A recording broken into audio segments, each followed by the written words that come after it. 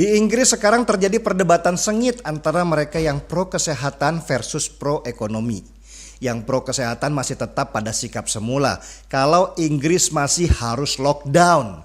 Dan mereka membeberkan data kalau kematian di Inggris akibat corona masih terus meningkat. Sedangkan yang pro ekonomi menganggap kalau lockdown sudah terlalu lama dan sudah saatnya memulihkan kembali ekonomi negara. Perang data statistik antara korban meninggal karena corona dan korban PHK juga terjadi, masing-masing bertahan pada pendapatnya. Kalau di Indonesia masih sibuk dengan bansos, negara seperti Inggris sudah sibuk dengan bailout atau menyelamatkan keuangan perusahaan-perusahaan supaya mereka tidak mem-PHK karyawannya. Inggris sendiri dikabarkan sudah menyiapkan dana hampir 2.000 triliun rupiah sebagai stimulus ekonomi. Perdana Menteri Inggris Boris Johnson yang sempat terkena corona akhirnya lebih memilih ekonomi. Dia mulai meminta warga negaranya untuk mulai kembali kerja, meski tetap menjaga jarak dan memakai masker. Gak ada pilihan lain memang, karena sampai sekarang belum diketahui sampai kapan masalah corona ini selesai. Gak mungkin nunggu setahun lagi, bisa bangkrut semua orang, termasuk gua. Dan situasi yang sama sebenarnya yang sedang negara kita alami. Pandemi corona ini benar-benar menekan ekonomi. Produksi berhenti, gak ada pembelian, ekspor tertahan, dan kita harus siap-siap akan ada PHK besar-besaran. Mulai April saja sudah ada 2 juta pekerja yang kena PHK, dan ini berarti pengangguran di negeri ini semakin bertambah.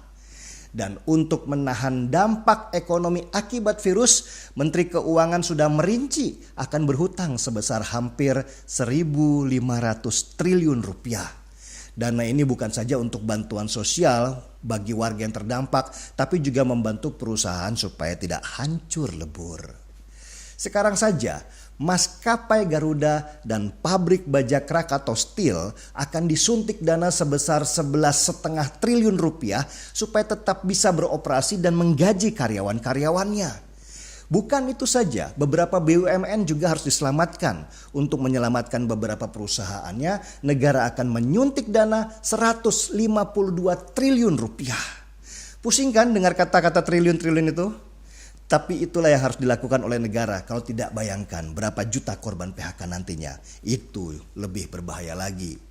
Situasi yang mirip seperti di Inggris inilah yang membuat di Indonesia ada benturan kepentingan antara kementerian yang mengurus kesehatan dan kementerian yang mengurus ekonomi.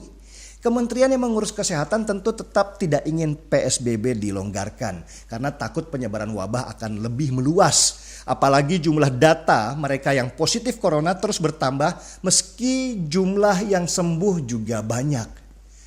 Tapi nggak begitu dengan menteri yang mengurus perekonomian. Mereka harus menjaga bagaimana ekonomi negara kita tidak ambruk. Apalagi para pengusaha sudah deklarasi kalau mereka hanya bisa bertahan sampai bulan Juni. Selebihnya mereka akan kibarkan bendera putih. Karena itulah kementerian yang mengurus perekonomian mengusulkan supaya PSBB dilonggarkan dan warga kembali beraktivitas supaya ekonomi kembali bergerak. Kantor-kantor harus kembali buka dan aktivitas usaha harus kembali normal meski pengawasan tetap dilakukan. Dan Menteri Perhubungan juga sudah memulai dengan membuka kembali jalur transportasi publik seperti pesawat terbang, bus antar kota, dan kereta api supaya orang terpancing untuk gerak lagi. Bahkan dari BNPB sudah ada pengumuman kalau warga yang berusia di bawah 45 tahun diperbolehkan bekerja kembali. Warga usia di bawah 45 tahun adalah warga yang lebih tahan dari dampak corona dan mereka juga adalah tulang punggung ekonomi. Jadi nggak usah bingung ya, kenapa kok pernyataan pemerintah seperti berubah-ubah. Tadi katanya PSBB, besoknya jalur transportasi tiba-tiba dibuka. Pandemi corona ini memang seperti makan buah simalakama, dimakan bapak mati, nggak dimakan ibu mati. Inggris saja bingung mana yang harus didahulukan, ekonomi apa kesehatan. Dan bukan hanya Inggris, banyak negara juga begitu seperti Amerika dan Prancis. Itulah ciri negara demokrasi. Kalau di Cina mau berdebat atau menentang program pemerintah, besoknya langsung dijemput dan hilang mendadak. Yang harus kita lakukan sekarang adalah percaya sajalah pada pemerintah. Gak perlu bingung dengan segala teori konspirasi global atau apalah. Gak penting juga. Emang terus kalau tahu kita mau apa? Mau perangi elit global itu dengan rebahan aja. Juga gak perlu sok pintar. Pemerintah itu banyak ahli-ahlinya. Mereka pasti sudah berpikir dari banyak arah sebelum memutuskan sesuatu. Dan itu semua pasti demi kebaikan kita bersama. Meski begitu saya dengar bulan Juni kemungkinan besar situasi akan coba dinormalkan kembali. Ekonomi akan digerakkan lagi. Mal boleh beroperasi dan aktivitas sekolah berjalan lagi.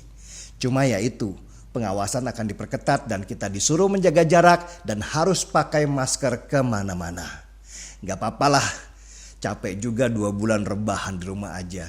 Sudah saatnya kita tarung lagi. Keluarga di rumah butuh makan dan kita juga butuh eksistensi. Markirak, mari kita gerak.